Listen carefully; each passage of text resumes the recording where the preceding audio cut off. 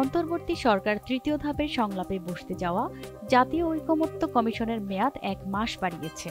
মন্ত্রিপরিষদ বিভাগ কমিশনের মেয়াদ 15 সেপ্টেম্বর পর্যন্ত বাড়িয়ে 11 আগস্ট সোমবার প্রজ্ঞাপন জারি করেছে।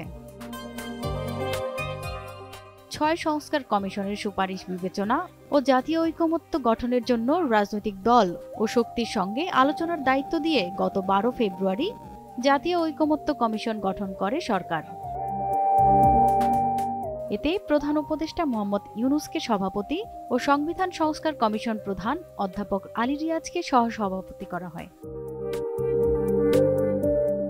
15 ফেব্রুয়ারি থেকে কাজ শুরু করা এই কমিশনের মেয়াদ ঠিক করা হয় 6 মাস 15 আগস্ট পর্যন্ত, কিন্তু তার আগেই 1 মাস সময় বাড়ানোর সিদ্ধান্ত নিল সরকার। জাতীয় ঐকমত্য কমিশনেরই মধ্যে প্রথম পর্বের সংলাপে 166টি প্রস্তাবের মধ্যে 62টি বিষয়ে এবং দ্বিতীয় পর্বে গুরুত্বপূর্ণ 20টি সাংবিধানিক বিষয়ে ঐকমত্য হয়েছে। সংস্কার প্রস্তাব বাস্তবায়নের পদ্ধতি নির্ধারণ ও জুলাই সনদ মানার বাধ্যবাধকতা নিশ্চিতে রাজনৈতিক দলের সঙ্গে আগামী সপ্তাহে বসবে কমিশন। প্রতিমা সরকার, এনটিভি অনলাইন।